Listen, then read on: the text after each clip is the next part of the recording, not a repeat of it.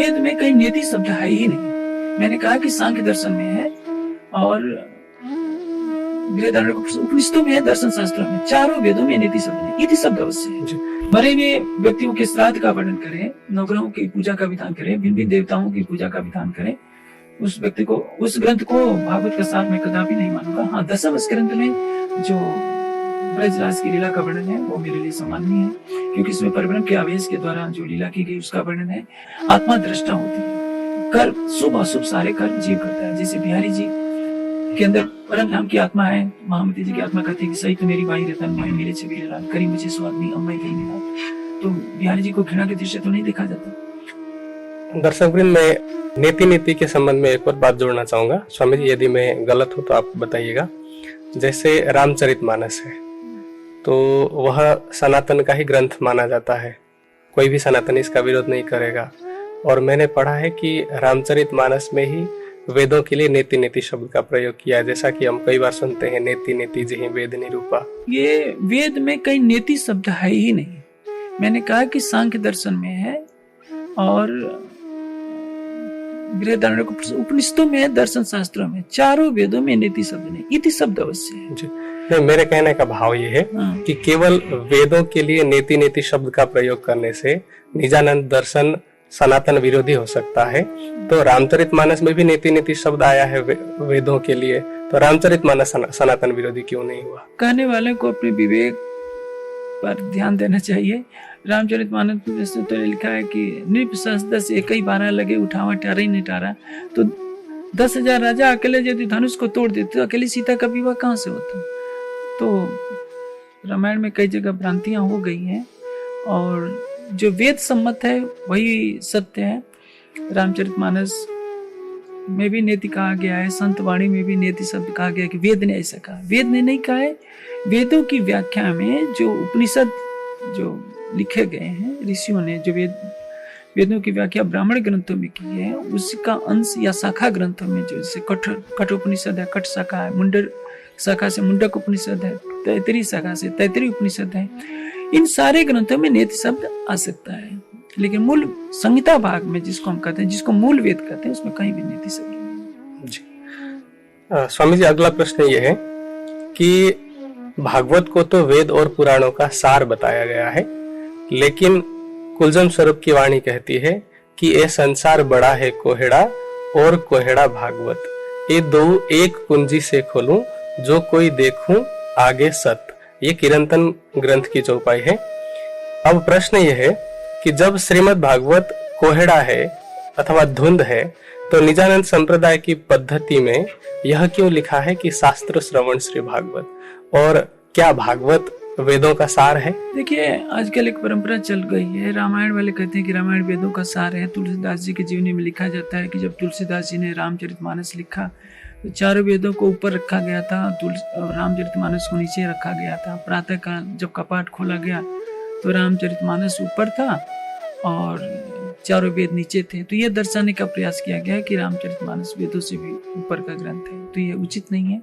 इसी तरह से भागवत वाले कहते हैं कि चारों वेदों का सार भागवत में दिया गया है और भागवत पुराण में ही ये सारा प्रसंग है कि किस तरह से वेद व्यास जी ने वेदों का विभाग किया। ये सारी बातें कपोल काल्पनिक है। वेद अपर से वेद का सार कोई लिख नहीं सकता। वेद का सार केवल ब्रह्म है जो मन वाणी से परे है। तो जैसे कहा जाता है ना कि सभी उपनिषदा गावत दुग्धा गोपाल नंदन, सभी उपनिषदों का सार तत्व गीता में रख दिया गया है। लेकिन आखिर तो गीता के कथन को मानने के लिए आज हिंदू समाज क्यों नहीं तैयार है? वह गीता का सम्मान करता है लेकिन गीता के सिद्धांतों की अवहेलना करता है। गीता जो प्रतिपादित करती है कि एकमात्र उत्तम पुरुष ही केवल परब्रह्म है, वही उपास्य है, तो गीता इसको भी गीता को पढ़ने वाले, स्वयं को सनातनी कहने का दम भरने वाले गीता के इस आदेश की अवहेलना करते हैं, वो बहुदेववाद में चले जाते हैं। तो जो भागवत में एक परंपरा चल गई है कि अब देखिए, भागवत कहीं शिव को परब्रह्म कह रही है, कहीं विष्णु को परब्रह्म कह रही है। भागवत का रचनाकार इतना भी नहीं जानता। विक्रीडितम ब्रजबधो च विष्णु, ये श्लोक आता है कि विष्णु के साथ गोपियों की रासलीला हुई थी। विष्णु भगवान कहाँ से महारास कर सकते हैं?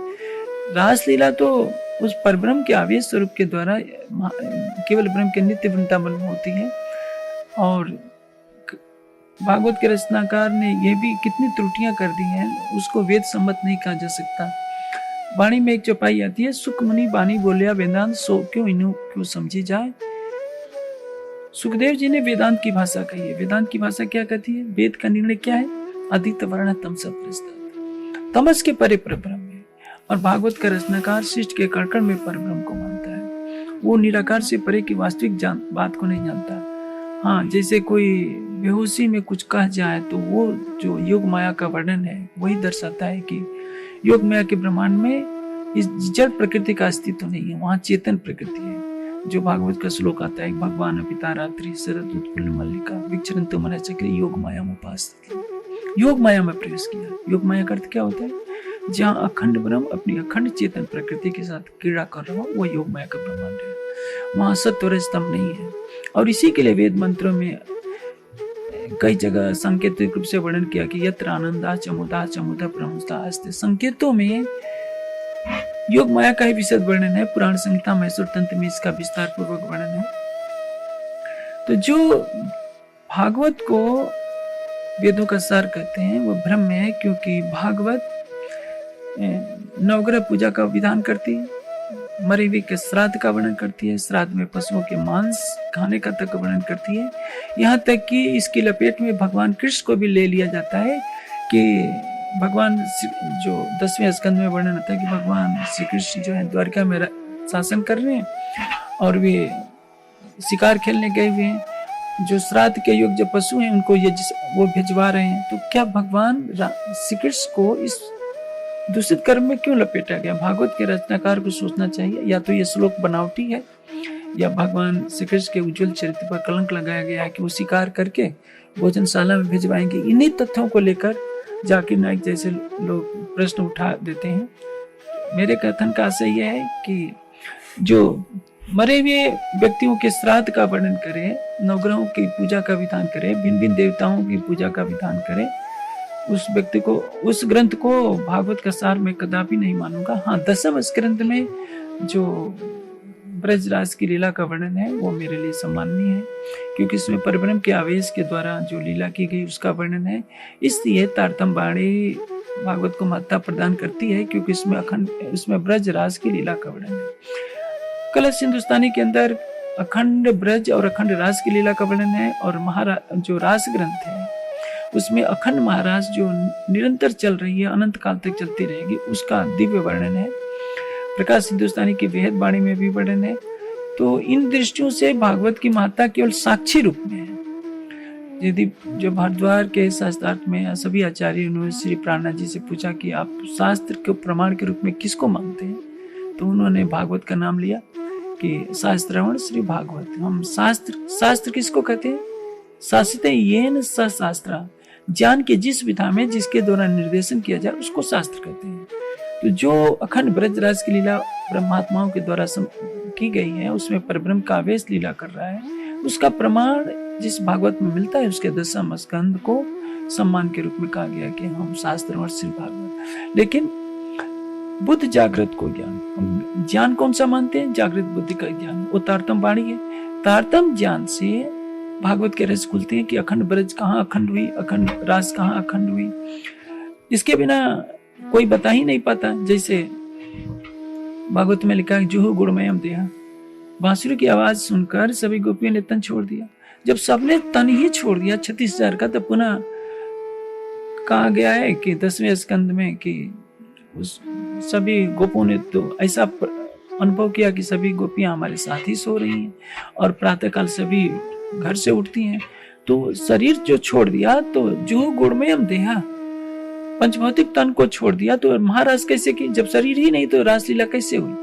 तो जिस चेतन ब्रह्मांड में चेतन शरीर धारण करके वो अलौकिक लीला खेली गई, उसका ज्ञान स्पष्ट रूप से भागवत दे नहीं पाती है। श्लोकों में संकेत में तो कहा गया कि अखंड मंडल का चंद्रमा था, दृष्टवा कुमुद वनंतम अखंड मंडलम रामान नाभम वनम च तत्कोमल गोविरंजितम जगौ कलम वाम बिरसाम मनोरम। योग माया का संकेतों में वर्णन कर दिया गया, लेकिन आगे रचनाकार भटक जाता है और उसमें देवी देवताओं का प्रवेश करा देता है, जो वाद्य बजा रहे हैं, फूल बरसा रहे हैं। तो काल माया के ब्रह्मांड का कुछ वर्णन है, कुछ योग माया के ब्रह्मांड का है, खिचड़ी वर्णन है। हमें केवल साक्षी से तात्पर्य था और साक्षी भागवत से मिल जाती है, बस इतना ही हमारे लिए महत्वपूर्ण है। अगला प्रश्न है कि एक तरफ कहा जाता है कि निजानंद संप्रदाय मूर्ति पूजा को नहीं मानता, और वहीं पन्ना धाम या अन्य विभिन्न स्थानों में अपने अपने समय के धर्माचार्यों का, गादीपतियों का या अन्य गुरुओं की प्रतिमाएं, मूर्ति या फिर तस्वीर रखी हुई है, और वहां पर भी आरती और सेवा पूजा होती है। तो क्या यह मजार पूजा नहीं है? देखिए, मूर्ति पूजा सर्वथा वेद विरुद्ध है। मूर्ति पूजा करना अलग प्रसंग है, और किसी महापुरुष परमहंस का चित्र अपने कक्ष में लगाना कोई मूर्ति पूजा नहीं कहलाती। हाँ, अपने कक्षों में, मंदिरों में महापुरुषों के, परमहंसों का चित्र लगा सकते हैं, लेकिन आरती पुष्प करना उचित नहीं है। आरती पुष्प पूजन केवल तारतम वाणी का होना चाहिए, क्योंकि वो श्री जी का वांग्मय कलेवर है। आरती अंग चतुर्दश केरी 5 स्वरूप मिलेगी हेरी। वाणी के अतिरिक्त अन्य किसी भी पदार्थ की, चाहे वो चित्र हो, मूर्ति हो, समाधि हो, आरती भोग नहीं होना चाहिए। भोग आरती केवल परब्रह्म की वाणी का होना चाहिए। समाज में जब ज्ञान का प्रकाश नहीं होता है तो अलग अलग परंपराएं चल पड़ती हैं। इसी को सांख्य दर्शन में कहा कि इति अंध परंपरा, अज्ञानता के कारण अंध परंपराओं का चलना स्वाभाविक है, और ये समाज का दोष है, लेकिन निजानंद संप्रदाय का दोष है। जो तारतम वाणी का निर्देश है केवल उसको मानना चाहिए। अगला प्रश्न ये है कि निजानंद संप्रदाय में जो क्रूरतम औरंगजेब है, उसकी महिमा मंडन की गई है कि वह, उसे ब्रह्म सृष्टि कहा जाता है, लेकिन सनातन के ही जो महापुरुष हैं उनको जीव सृष्टि कहा जाता है। ऐसा क्यों? देखिए, आत्मा दृष्टा होती है, जीव अपने शुभ अशुभ कर्मों के कारण सुख दुख भोगता है। जीव का स्वभाव अलग है। देखा जाए तो बिहारी जी के अंदर भी तो रतनबाई की आत्मा थी, लेकिन बिहारी जी ने श्री जी के लिए कितने संकट ढाए, जो श्री जी को हफ्से में जाना पड़ा आरोप झेलकर, उसमें भी बिहारी जी का हाथ था। खंभालिया के राजे से पकड़वाना चाहा, उसमें बिहारी जी का हाथ था। उसमें मिहिराज के प्राण ही संकट में थे। बिहारी जी ने भी कई अनुचित कार्य किए, लेकिन कोई बिहारी जी से तो इतनी घृणा नहीं करता। हाँ, औरंगजेब निंदनीय है, औरंगजेब का कार्य बहुत घृणित था, और ये ध्यान रखना चाहिए कि तारतम वाणी हिंदू धर्म की गरिमा का उल्लेख करती है। वो कहती है कि त्रैलोकी मेरे उत्तम खंड भरत को तामे उत्तम हिंदू धर्म। त्रिलोक में भारतवर्ष स्वर्ग और बैकुंठ से भी श्रेष्ठ है तो भारतवर्ष श्रेष्ठ है, और उसमें हिंदू धर्म के समान कोई नहीं है। इसी को कहा जाए कि तामे उत्तम हिंदू धर्म। इस समस्त 14 लोकों के ब्रह्मांड में हिंदू धर्म से श्रेष्ठ कोई है ही नहीं। अब इससे बड़ी प्रशंसा और क्या की जाए। खुलासा में कहा गया कि वेद आया देवन पर, असुरन पर कुरान। हिंदुओं को देवता कहा गया, इससे बड़ी शोभा और क्या दी जा सकती है। पूरी वाणी में 25 स्थानों पर असुर शब्द का प्रयोग हुआ है, और ये जानते हैं कि इसमें औरंगजेब के लिए भी असुरी लगाया रे हिंदुओं पर जजिया, जो न दे सके ताई मार करे मुसलमान, किरंतन में सीधे कहा गया। तो ऐसा नहीं है कि तारतम वाणी ने औरंगजेब के कार्यों की महिमा मंडन किया होगा। औरंगजेब के कार्य घृणित थे। उसने गुरु गोविंद सिंह पर अत्याचार किया, शिवाजी पर अत्याचार किया, यहाँ तक कि इस्लाम के अनुयायी सूफी फकीरों को कितनों को फांसी पर चढ़वा दिया। वो कट्टर सुन्नी मुसलमान था, उसके कार्यों की कोई भी प्रशंसा नहीं करता। हाँ, यदि सकुमार की आत्मा उसके जीव पर बैठकर खलनायक की भूमिका अदा कर रही है तो इसमें कुछ कहा नहीं जा सकता। हमें तारतम वाणी से मतलब है, हम औरंगजेब के कार्यों की प्रशंसा नहीं कर सकते, लेकिन उस तन में जैसे सकुमार की आत्मा थी तो जो उसको नकारा भी नहीं जा सकता। आत्मा दृष्टा होती है, कर्म शुभ अशुभ सारे कर्म जीव करता है। जैसे बिहारी जी के अंदर परम धाम की आत्मा है। महामती जी की आत्मा कहती है कि सही तो मेरी बाई रतन मोहे मिले छबीले लाल, करी मुझे सुहागनी अम्मै भई निहाल। तो बिहारी जी को घृणा के दृश्य तो नहीं देखा जाता।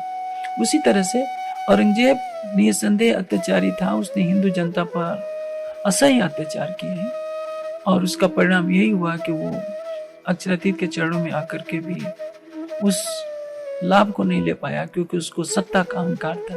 वो अपनी शरीयत को छोड़ना नहीं चाहता था।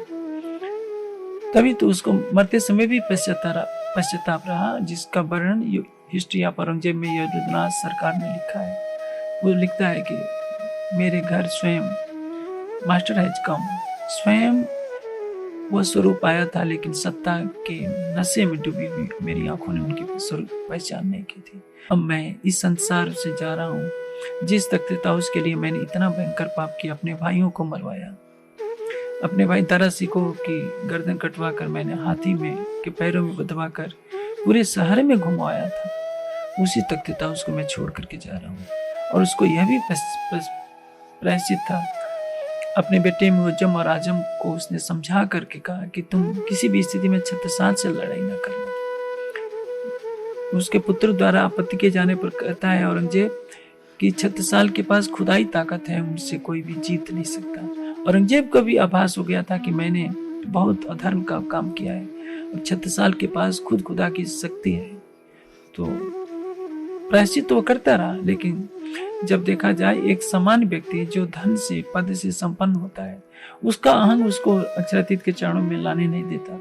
तो औरंगजेब तो पूरे भारत का एक ऐसा बादशाह था जिसके पास लाखों की सेना थी, बहुत अधिक संपदा थी, जिसको पाने के बाद उसके अहंकार का होना स्वाभाविक है। जो अपने कट्टर सुन्नी मुसलमान होने के कारण कट्टरता से सारे हिंदुस्तान को इस्लाम के झंडे के नीचे लाना चाहता था, उस व्यक्ति को एक झटके में बदला नहीं जा सकता था। हाँ, यदि उसके मुल्ला मौलवी भड़काते नहीं तो शायद वो राज्य के चरणों में आ भी सकता था, लेकिन जीव के कार्यों को ब्रह्म सृष्टि के कार्यों से नहीं तुलना करनी चाहिए, क्योंकि ब्रह्म सृष्टि दृष्टा होती है। आत्मा उस जीव के जीव पर बैठकर खेल को देख रही है। और परिणाम क्या हुआ? औरंगजेब का जीव पुनः 84 लाख योनि में भटकने के लिए विवश हो गया होगा। आत्मा तो किसी और तन पर बैठकर इस ब्रह्मांड की लीला को देखे। अगला प्रश्न है कि मान्यवर श्री कुलजम स्वरूप वाणी में ब्राह्मणों, सनातन तीर्थ स्थलों, संस्कृत भाषा, सनातन संस्कार जैसे वैदिक विवाह पद्धति आदि की भर्त्सना की गई है। क्या यह स्वामी प्राणनाथ जी के साथ जो इस्लामिक विद्वद्गण थे उनका योगदान है या कुछ और है? मुझे लगता है कि इसमें एक एक शब्द की यदि आप व्याख्या बताएंगे तो सरलता होगी। सबसे पहले कि ब्राह्मणों की निंदा क्यों की गई है?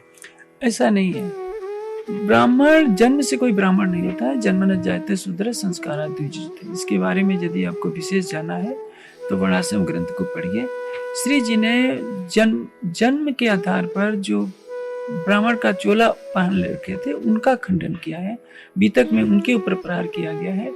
जो सच्चे ब्राह्मण हैं, जो एक परब्रह्म की उपासना करते हैं, उनकी प्रशंसा की गई है, ऐसा नहीं समझना चाहिए। श्री जी के साथ समूह में सभी वर्गों के लोग थे, ब्राह्मण, क्षत्रिय, वैश्य, शूद्र। लेकिन श्री जी ने कहा कि तुम ही सच्चे ब्राह्मण हो, क्योंकि तुम यथार्थ में परब्रह्म को जानते हो। तो जो ब्रह्मवाणी है उसमें जन्मना जातिवाद का कोई स्थान नहीं हो सकता। जिन्हें अपनी श्रेष्ठता का जन्म के आधार पर दम्भ रहता है कि हम ही सबसे बड़े हैं, उनके लिए कठोर शब्द अवश्य प्रयोग किए गए। और ऐसा ही प्रयोग मुल्ला मौलवियों के लिए भी किया गया। सबको एक समान दृष्टि से कहा गया। शायद इसके पीछे ये भी कारण हो सकता है कि जो केवल जन्मना वर्ण व्यवस्था को मानते थे, जन्मना जातिवाद को, उन्हीं ब्राह्मणों के कारण देश की तात्कालिक परिस्थिति वैसी थी। हाँ, देखा जाए तो अभी भी कुछ कहने के दक्षिण भारत में क्या है कि जब शूद्र रास्ते में आता था तो गले में घंटी बांधना पड़ता था। ये कितना अत्याचार है। आप प्राचीन काल की मर्यादाओं को देखेंगे तो जानसुर शूद्र थे, जाबाल ऋषि गणेरिया थे, मातंग ऋषि चंडाल थे। ब्राह्मण क्षत्रिय वैसे हो सकता था यदि गुण कर्म उसमें ब्राह्मणत्व का नहीं आया था। यदि मातंग ऋषि चंडाल कुल से ब्राह्मण बन सकते हैं, विश्वामित्र क्षत्रिय से ब्राह्मण बन सकते हैं, और ब्राह्मण कुल में उत्पन्न होने वाला रावण राक्षस कहला सकता है, तो कलयुग में कोई देखा जाता है जो मांस खाता है, शराब पीता है, दुराचार करता है वो भी ब्राह्मण कहलाता है, जबकि ये उचित नहीं है। और अधिक क्या कहें, कई तीर्थ स्थान ऐसे हैं जैसे जगन्नाथपुरी में जो पंडा लोग हैं वो भी कहीं ना कहीं मांस खाते हैं, मछली खाते हैं, तो उनका ब्राह्मण कहलाने का अधिकार नहीं हो सकता। ब्राह्मण वह है जिसमें ज्ञान हो, भक्ति हो, विवेक हो, वैराग्य हो, शील हो, संतोष हो। जिसने वेद को आंखों से देखा भी नहीं वो ब्राह्मण कैसे कहला सकता है। जब आपने तीर्थ स्थलों का प्रसंग छेड़ ही दिया है तो अगला प्रश्न उसी संदर्भ में है कि निजानंद संप्रदाय सनातन तीर्थ स्थलों की निंदा क्यों करता? तीर्थ उसको कहते हैं जना यह तरन तानि तीर्थान, जिन शुभ कर्मों से मनुष्य भवसागर से पार होता है उसको तीर्थ कहते हैं। तो शुभ कर्मों को करना तीर्थ है, न कि आपने कोई तीर्थ स्थल बना लिया, वहाँ लाखों लोग आ तो जा रहे हैं, कुछ किसी को ज्ञान नहीं मिल रहा है, भक्ति इनका मार्ग नहीं मिल रहा है, केवल पैसे का चढ़ावा चढ़ रहा है। मेरी दृष्टि में वो तीर्थ नहीं है, वेद की दृष्टि में वो तीर्थ नहीं है। केवल उसका खंडन किया गया है कि जड़ पदार्थ तीर्थ नहीं हो सकते, शुभ कर्म ही तीर्थ है। अब जैसे मान लीजिए कि अभी मैंने जगन्नाथपुरी का नाम लिया, तो मेरी दृष्टि में वो तीर्थ नहीं है। हाँ ठीक है, हिंदुओं के 4 धामों में पौराणिक मान्यता के अनुसार है, लेकिन वहाँ केवल लूटमारी मची रहती है। वहाँ के पंडा लोग केवल मछली खाएं तो, और या किसी तरह का नशे का सेवन करें, तो मुझे नहीं लगता कि उसको तीर्थ की संज्ञा दी जा सकती है। कामाख्या में जाइए, वहाँ पशुओं की कैसी इतनी बलि दी जाती है कि खून की नाली बहती है। तो मेरे देश में कामाख्या को तीर्थ नहीं कहा जा सकता। तीर्थ वह है, वेदाध्ययन तीर्थ है, सत्यभाषण तीर्थ है, परमात्मा का ध्यान तीर्थ है, यज्ञ करना तीर्थ है, ज्ञान का प्रकाश करना तीर्थ है। इन्हीं शुभ कर्मों से जीव भवसागर से पार होता है। इसीलिए यजुर्वेद में कहा कि नमः तीर्थाय। शुभ कर्मों का सम्मान है, न कि किसी ने पैसे के बल पर मंदिर बना दिया और उस पर चढ़ावा चढ़ रहा है। तो प्राचीन काल में देशाटन की परंपरा इसलिए बनाई गई थी कि मनुष्य एक स्थान से दूसरे स्थान पर जाए, उसको ज्ञान का प्रकाश मिले। लेकिन इस समय जो तथाकथित पौराणिक तीर्थ स्थल हैं उसमें ज्ञान, विवेक, वैराग्य का कोई स्थान नहीं होता। इसलिए यदि इसका खंडन होता है तो हमारा हृदय मजबूत होना चाहिए कि निष्पक्ष जो समालोचना है, आलोचना और समालोचना में अंतर होता है। आलोचना क्या है? पक्षपातपूर्ण तरीके से किसी की निंदा करना। समालोचना का अर्थ होता है सम्यक आलोचना, अर्थात सम्यक निष्पक्ष दृश्य देखना कि क्या सत्य है, क्या असत्य है। तो अब सभी स्थानों में जाइए। अभी मैं कई बार मैं जा चुका हूँ सोमनाथ के मंदिर में। मुझे दुख हुआ कि प्रतिदिन हजारों लोग जाते हैं, लेकिन एक छोटी सी लाइब्रेरी तक नहीं है, छोटा सा कोई पुस्तकालय तक नहीं है जहाँ की कोई पढ़ सके। अब महमूद गजनवी हमला करता है, 50,000 हिंदू तो केवल रोते हुए शिवलिंग को पकड़कर बैठे और तलवारों से काट दिए गए। उन हिंदुओं को कोई समझाने वाला नहीं था कि तुम तलवार उठाओ, इस समय रोने का कार्य नहीं है। लेकिन हिंदू जाति को एक कायर बनाने वाला कौन है? ये पौराणिक सिद्धांत ही थे। उन्होंने बता दिया कि साक्षात शिव इसमें रहते हैं। हृदय में जो शिव रहता है उस पर किसी का ध्यान नहीं। वेद ने क्या कहा? अयम में हस्तो भगवान, अयम में भगवत, अयम में हस्तो विश्वेश, अयम शिव अभिवर्षण। वेद कहता है अयम में हस्तो भगवान, ये मेरा हाथ ही भगवान है। और पौराणिक सिखा देते हैं कि कुछ करने की जरूरत नहीं है, साक्षात शिव बैठे हैं। और वो महमूद गजनवी की गदा से शिवलिंग टूट जाता है। कितने दर्जनों ऊंटों पर हीरे मोती जवाहरात लाद करके लेता है। इसकी जड़ में कौन है? पौराणिक अंधविश्वास। इसलिए ज्ञान का यदि प्रकाश नहीं होता है तो मैं उस मंदिर को मंदिर नहीं कहता। वो तीर्थ नहीं है जो मानवता में वेद, उपनिषद, दर्शन का ज्ञान प्रदान न करे। यदि ज्ञान से, भक्ति से समाज को रहित कर दिया जाए, हम राजमहलों की तरह हीरे मोती के मंदिर बना दें, तो उससे समाज का कोई भला होने वाला नहीं। इस कड़वे सच को सुनने के लिए सबको तैयार रहना चाहिए। यदि हम अध्यात्म के नाम पर रूढ़िवादिता को थोपते हैं तो इसी का तो परिणाम है कि 1000 वर्षों तक गुलाम रहे। अभी तो आंखें खुल जानी चाहिए कि हम अपने में परिवर्तन लाएं। अब साथ ही साथ अगला प्रश्न ये है कि जैसा कि कुलजम स्वरूप की वाणी कहती है, जाको नामे संस्कृत सो तो संशय की ही कृत। तो ये संस्कृत भाषा की निंदा हुई। संस्कृत संशय की कृत कैसे हो सकती है, जबकि ये तो सभी भाषाओं की जननी मानी जाती है। वाणी में कहीं भी संस्कृत की निंदा इस उद्देश्य से नहीं की गई है। उस समय तत्कालीन स्थिति थी, वो 17वीं सदी का समय ऐसा था जिसमें काव्य अलंकार का ही पठन पाठन होता था। वेद उपनिषद दर्शन की पढ़ाई नाम मात्र को थी। औरंगजेब का राज्य था, वेद को कोई पढ़ता ही नहीं था। कितने ग्रंथालय जला दिए गए थे। बख्तियार खिलजी ने पूरा नालंदा विश्वविद्यालय जला दिया था। हुड़ों के समय में तक्षशिला का भी विश्वविद्यालय जला दिया गया था। और बिहार के जितने विश्वविद्यालय थे विक्रमशिला भी बख्तियार खिलजी ने नष्ट किया था। तो औरंगजेब का समय तो सबसे अधिक भयानक था। उस समय विधिवत रूप से वेद उपनिषद दर्शन का पठन पाठन नहीं होता था। छिप करके कोई थोड़ा बहुत पढ़ लेता था तो पढ़ लेता था। जो विद्वान होते थे अपने विद्या के अभिमान में एक दूसरे को नीचा दिखाया करते थे। इसलिए श्री जी के कहने का आशय यह है कि संस्कृत को इन्होंने संशय की कृति बना दिया है। वास्तव में संस्कृत का अर्थ होता है सम्यक कृति। संस्कृत विश्व की प्राचीनतम भाषा है। इसको देववाणी की शोभा प्राप्त होती है। देव का अर्थ होता है विद्वान। विद्वान सोई देवा ये सत्यम आचरित ते देवा अनिर्ता मनुष्य। सतवत ब्राह्मण का कथन है कि जो सत्य बोलते हैं वे देवता हैं। और शिष्ट में सबसे पहले वेद का अवतरण हुआ। वेद से वैदिक संस्कृत का प्रकटन हुआ। वैदिक संस्कृत से लौकिक संस्कृत निकले और लौकिक संस्कृत से प्राकृत भाषा निकली, पाली भाषा। इसी पाली भाषा से, प्राकृत भाषा से भारत की जितनी भाषाएं हैं, चाहे उत्तर की हो चाहे दक्षिण की हो, तमिल, मलयालम, कन्नड़, तेलुगु, और उत्तर भारत की ये हिंदी, बंगला, असमी, ये जितनी भाषाएं हैं, गुजराती, मराठी, सब संस्कृत, ये प्राकृत से निकली है। सारे विश्व की जितनी भाषाएं हैं सबकी उत्पत्ति वैदिक संस्कृत से हुई है। जैसे मदर शब्द है, मातृ शब्द से बना है, फादर पितृ शब्द से बना है। संस्कृत वाक्य के ही शब्दों से प्राचीन काल में रशियन भाषा जो वर्तमान में प्रचलित है वो भी उसी से प्रकट हुई है। यदि गंभीर विवेचना की जाए तो देखा जाए तो आज से 5000 वर्ष पहले संपूर्ण विश्व में वैदिक धर्म का बोलबाला था। लेकिन जब ह्रास हुआ महाभारत के युद्ध के पश्चात, वेदों का पठन पाठन बंद होने लगा, लोगों में आलस्य फैल गया, परिणाम हुआ कि अज्ञानता के अंधकार में नए नए मंत्र पंथ पैदा हो गए। तो वैदिक धर्म का विकृत रूप हुआ। पारसी मत, पारसी से यहूदी निकले, यहूदी से क्रिश्चियन और मुस्लिम निकले। सारे दुनिया में ये फैलते गए और हिंदू लोग जड़ पूजा में लग गए, वेदों का पठन पाठन छोड़ दिए। तो इनका दिन पर दिन पतन होता गया और सिमटते सिमटते भारत के छोटे से भाग में रह गए। तो यदि अपने धर्म और संस्कृति की सुरक्षा की बात करनी है तो ज्ञान का प्रकाश करना पड़ेगा। तारतम्य वाणी में कहीं भी संस्कृत को घृणा के दृष्टि से नहीं देखा गया है। जो ये कहा गया कि 12 प्रकार इतने प्रकार के अर्थ निकल जाते हैं, तो ये तो स्वाभाविक है। विद्वान जानबूझ करके अपनी मान्यता को थोपते हैं। जैसे मैं एक उदाहरण देता हूँ। अथर्ववेद का एक सूक्त है ऋषभ सूक्त। ऋषभ का अर्थ होता है जो सर्वोपरि ब्रह्म है।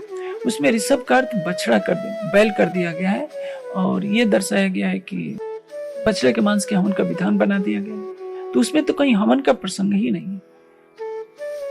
ये नरमेध, अश्वमेध इत्यादि भी फिर ऐसे वसा एक अथर्ववेद का सूक्त है वसा सूक्त। वसा का अर्थ होता है संपूर्ण ब्रह्मांड को वश में करने वाली परमेश्वर की शक्ति को वसा कहते हैं। इसमें उन्होंने गोमांस के हवन का विधान कर दिया। तो विद्वान जानते हैं कि ये गलत है, फिर भी एक जो परंपरा चली आई है उसको निभाते हैं कि नहीं, हमारे आचार्य ने ऐसा कहा था तो हम भी वही बात मानेंगे। समय बदल रहा है, सबको अपनी भूल सुधारनी चाहिए। कहीं वेद में कहीं भी पशुओं के मांस की आहुति का विधान नहीं है। जैसे एक विकृति आपने अभी पूछा, गोमेध, अश्वमेध, नरमेध। तो गोमेध का अर्थ क्या होता है? गो का अर्थ होता है पृथ्वी, गो का अर्थ होता है सूर्य की किरण, गो का अर्थ होता है इंद्रिय, गो का अर्थ होता है गाय। गोमेध यज्ञ का अर्थ होता है यज्ञ में सुगंधित पदार्थ डाले जाए जिससे पृथ्वी शुद्ध हो, हमारी इंद्रियां शुद्ध हो, सूर्य की किरणें शुद्ध हो। तो ये सारी प्रक्रिया इस उद्देश्य है। कहीं भी गाय, जिस गाय को यजुर्वेद के पहले अध्याय के पहले मंत्र में कहा कि यजमान से पशु पाए, ये यजमान तो पशुओं की रक्षा कर। जिस गाय को गाओ विश्व से मात्रा कहा गया, संपूर्ण विश्व की माता कहा गया है, उसको मार करके उसके हवन करने का कहाँ विधान है? जिस हविष में नमक नहीं डाला जा सकता, सरसों नहीं डाला जाता, सरसों के स्थान पर तिल डाला जाता है, कोई भी नमकीन पदार्थ आहुति में नहीं डाला जा सकता, खीर डाला जाता है, मिर्च नहीं डाला जाता, उसमें गाय का मांस, जिस गाय को माता के समान पूज्य माना गया है। ये ऋग्वेद में कहा गया कि गाय की हत्या करने वाले को मृत्युदंड मिलना चाहिए। जिस गाय की सेवा दिलीप जैसे चक्रवर्ती सम्राट करते हो, जिस गाय की सेवा सब ऋषि मुनि करते हो, उस गाय को मार करके हवन करने का विधान ये सब पौराणिकों ने, बमबार्गियों ने किया। और दुख की बात है कि पुराणों में इस तरह की बातें लिखी हैं। तो गोमेद का अर्थ होता है शुद्ध करने वाला, वातावरण को शुद्ध करने वाला यज्ञ करना। नरमेद का अर्थ होता है जब मनुष्य मर जाए तो उसको विधिवत सुगंधित पदार्थों से दाह संस्कार करना, नरमेद कहलाता है। जीवित व्यक्ति की हत्या करने का कहीं विधान नहीं। लेकिन जब ज्ञान का प्रकाश नहीं होता है तो समाज में अंधविश्वास फैल जाता है। आपने भागवत में पढ़ा है कि किस तरह से जरासंध ने हजारों राजाओं को वध कर रखा है। उसमें तो 10,000 लिखा है, जो भी हो जितना। वो क्या करना चाहता था? वो बामार्गी था और वो उन राजाओं की बलि देना चाहता था। श्री कृष्ण जी ने भीमसेन के माध्यम से जरासंध को मारकर जरासंध की कैद में बंद हुए हजारों राजाओं को छुड़ाया था। तो आप सोचिए, श्री कृष्ण तो नरमेध के विरोधी है। वास्तविक नरमेध क्या है? जो जीवित मनुष्य की बलि दी जाती है। और ये सबकी जड़ में वेदों के ज्ञान को ध्वस्त करने में इन वामपंथियों का हाथ है, वामार्गियों का हाथ है, जो उन्होंने वेदों का उल्टा उल्टा अर्थ लगाया और इन्होंने ये अश्वमेध का विकृत अर्थ किया। अश्व करते हैं राष्ट्र को, राष्ट्रम ही अश्वमेध। राजा के द्वारा प्रजा का सुव्यवस्थित शिक्षण करना, शासन करना, ये अश्वमेध यज्ञ कहलाता है। इन्होंने अर्थ लगाया कि घोड़ा छोड़ा जाता था, फिर उसको मार करके उसके मांस का हवन किया जाता था। ऐसा वेद में कहीं उल्लेख नहीं है। राजा के द्वारा न्याय पूर्वक शासन किया जाना ही अश्वमेध यज्ञ है। इसलिए अश्वमेध नरमेध गोमेध का उल्टा अर्थ करके ये इन्होंने, जिनको वामार्गी कहते हैं, आजकल इन्होंने कम्युनिस्ट का रूप ले लिया है कि धर्म की हर बात को खंडित करना। इन्होंने ही सारी कुछ विकृतियां फैलाई हैं और मांस शराब का जो भी प्रचलन किया है देवी पूजा के नाम पर। अब देखिए, जितने भी देवी के मंदिर हैं अधिकतर, ये रामकृष्ण परमहंस भी काली मंदिर में पशु बलि को रोक नहीं सके थे। वहां भी खून की नाली है, विंध्याचल में खून की नाली है। तो जो माता जगत माता है, खुद इनके पौराणिक ग्रंथों में लिखा है कि या देवी सर्वभूतेष जीव रूपेण संस्था नमस्तस्यै नमस्तस्यै नमस्तस्यै नमो नमः। वह देवी जब सबकी माता है, जिसको आप आदि शक्ति कहते हैं, तो अपने ही बच्चों का रक्तपान वो क्यों करेंगे? माता को क्या आवश्यकता है रक्तपान करने की? जो तो जगत की पोषण करती मातृ है। अब उसको खुश करने के लिए पशुओं की बलि देना इन स्वार्थी लोगों का काम है, जो धर्म को कलंकित करते हैं। इसलिए जो तारतम बाणी इन अंधविश्वासों को हमेशा हमेशा के लिए हटाती है ब्रह्म ज्ञान के प्रकाश में, और समाज को वही मानना चाहिए। तो इसका भाव ये हुआ कि श्री जी संस्कृत को संशय की कृत नहीं कहते हैं, लेकिन संस्कृत के पर्यायवाची शब्दों के आधार पर या फिर व्याकरणों को तोड़ मरोड़ करके समाज में जो कुरीतियां फैलाई गई, जो अंधविश्वास आडंबर फैलाए गए, इस कारण श्री जी ने कहा कि संस्कृत को लोगों ने संशय की कृत बना दिया। स्वार्थी विद्वान तोड़ मरोड़ करके असत्य को सत्य और सत्य को असत्य करते हैं। वैसे ही जैसे वकील जानते हैं कि अपराधी कौन है, लेकिन अपराधी का जो वकील होगा अपने जो मुवक्किल को वो बचाना चाहेगा और 100 तर्क देगा।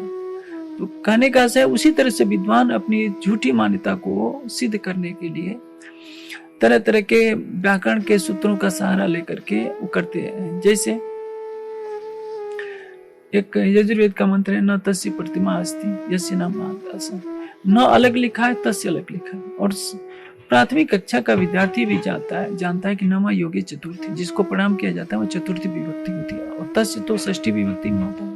तो इन्होंने क्या कि नत अस्य, नत का न को त के साथ जोड़ दिया, नत और अस्य प्रतिमा अस्ति, उस परमात्मा को प्रणाम है और इसकी प्रतिमा है। ये कहां से कौन सा व्याकरणाचार्य का उद्बोधन है, लेकिन सारे पौराणिक इसका समर्थन करने लगते हैं। इसी तरह से इस तरह के पक्षपातपूर्ण व्यवहार के लिए श्री जी ने कहा व्याकरण वाद विवाद के अर्थ करे कई रंग, और ऐसे विद्वानों ने संस्कृत को संशय की कृति बना दिया।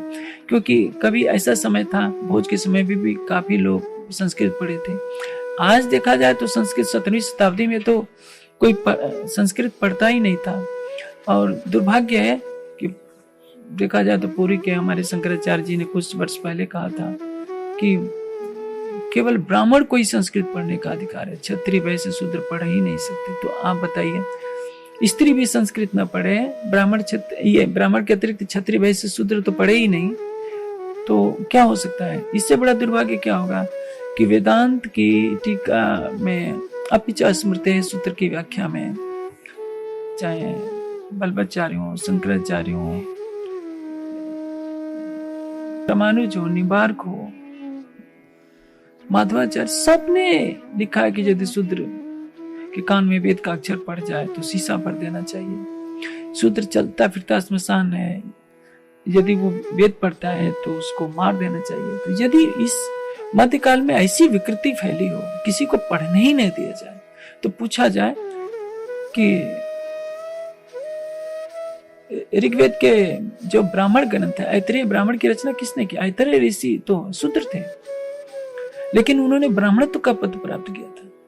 शूद्र ब्राह्मणता में ब्राह्मण शूद्रताम क्षत्रिया जातम विद्यात वैसे ये मनु जी ने कहा है कि शूद्र कुल में उत्पन्न होकर यदि कोई व्यक्ति ब्राह्मण का गुण रखता है तो वो ब्राह्मण बन सकता है, क्षत्रिय का गुण रखता है तो क्षत्रिय बन सकता है, वैश्य बन सकता है। और ब्राह्मण क्षत्रिय वैश्य कुल में उत्पन्न होकर यदि उसका आचरण शूद्र के समान है तो शूद्र कर बना दिया जाए।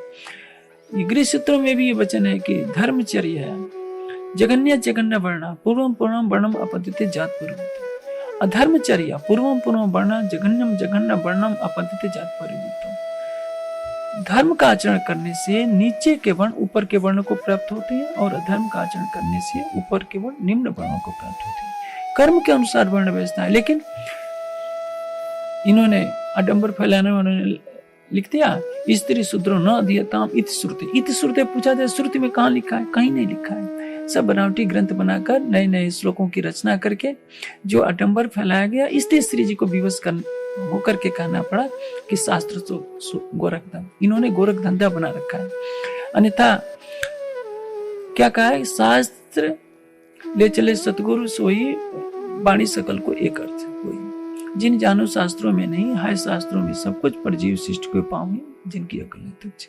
शास्त्रों की महिमा प्रतिपादित की गई है, लेकिन शास्त्रों के कुटिलता पूर्वक जो अर्थ किए जाते हैं जानबूझकर सत्य को ढकने के लिए, उसका श्री जी ने प्रतिवाद किया है। उस संदर्भ में कहा है कि जाको नामे संस्कृत शुद्ध संशय की कृति, ये व्यंगात्मक कहा है, वास्तव में नहीं। एक और प्रश्न साथ में जुड़ा हुआ है कि सनातन के 16 संस्कारों का वर्णन है। सनातन धर्म 16 संस्कारों का पालन करता है, तो निजानंद संप्रदाय उन 16 में से कितने संस्कारों का पालन करता है? निजानंद संप्रदाय सभी 16 संस्कारों को मान्यता देता है और श्री प्राणनाथ ज्ञानपीठ सरसावा से जो संस्कार विधि है, सभी 16 संस्कारों का उसमें वर्णन किया गया है। बस केवल इतना है कि हम तारतम वाणी की चौपाइयों का प्रयोग करते हैं, कुछ वेदों के मंत्र भी हैं, कुछ श्लोक भी हैं, उसका भी पालन करते हैं। लेकिन जो पौराणिक जो संस्कार विधि है उसको हम कभी भी नहीं मानते हैं, क्योंकि पौराणिक संस्कारों में विकृतियां हैं। जैसे वैदिक संस्कार की मान्यता यह है, दाह संस्कार के अनुसार वैदिक जो दाह संस्कार की पद्धति है उसमें मृतक के देह के जलाने के पश्चात तीसरे दिन घर में हवन कर देना चाहिए, तो सारा कार्य हो जाता है। उसमें मरे जो भोज का आयोजन किया जाता है, 13 दिन तक कार्यक्रम किया जाता है, सबको बुलाकर खिलाया पिलाया जाता है। गरुड़ पुराण के अनुसार सारी प्रक्रिया की जाती है। सिर मुड़वाया जाता है, उसको ब्रह्मचारी, अरे मरने के बाद किसी जो घर का विशिष्ट व्यक्ति होता है उसको ब्रह्मचारी बनाने का क्या औचित्य है? ब्रह्मचर्य अवस्था तो 5 साल या 8 साल के बाद 25 वर्ष 36 वर्ष तक विद्या अध्ययन के लिए की जाती है। मरने के बाद उसके हाथ में डंडा पकड़ा देना, सिर मुड़वा देना, मिट्टी के बर्तन में खाने का नहीं, ये सब आडंबर गरुड़ पुराण का है और हम इसको कभी भी मान्यता नहीं दे सकते। हम केवल वेदों में वैदिक मान्यताओं के अनुसार जो संस्कार पद्धति है उसको मानते हैं। पौराणिक संस्कार पद्धति को हम कभी नहीं मानेंगे, जिसमें नवग्रह का पूजन है, गौरी गणेश का पूजन है, वृक्षों नदियों का, ग्राम देवता भ्यो नमो, कुल देवता भ्यो नमो, ये सब आडंबर है। ग्राम देवता किसको कहते हैं? किसी गांव में जो श्रेष्ठ पुरुष है, जीवित है, उसको ग्राम देवता कहते हैं। कुल देवता किसको कहते हैं? जो हमारे कुल में जीवित व्यक्ति है, गुण कर्म आचरण से श्रेष्ठ है, उसको कुल देवता कहते हैं। और श्रेष्ठ जो महिला होती है जीवित, उसको कुल देवी कहते हैं। तो कुल देवी और कुल देवता के नाम पर एक मिट्टी का चबूतरा बनाकर उसको मिष्ठान खिलाना, कहीं भी न्याय संगत नहीं है। यह तो दुर्भाग्य इस देश का कि तुलसी और शालिग्राम का तो विवाह रचाया जाता है और कितनी बहनें ऐसी रह जाती हैं। तो हम शालिग्राम को भगवान मान सकते हैं, नारायण का रूप मान सकते हैं, लेकिन जो नारायण हमारे हृदय में बसता है, जो नारायण एक दलित के रूप में दिखता है, उसको हम गले लगाने के लिए तैयार नहीं, उसको हम बैठने नहीं देते, तो मैं इसको केवल एक आडंबर मानूंगा, धर्म के विरुद्ध मान्यता मानूंगा।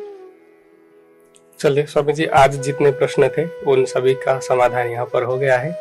और दर्शक वृंद, सबसे मैं आग्रह करूंगा कि हो सकता है आपके भी मन में ऐसे अनेकों प्रश्न हो, तो आप हमें व्हाट्सएप भी कर सकते हैं और कमेंट में भी प्रश्न पूछ सकते हैं।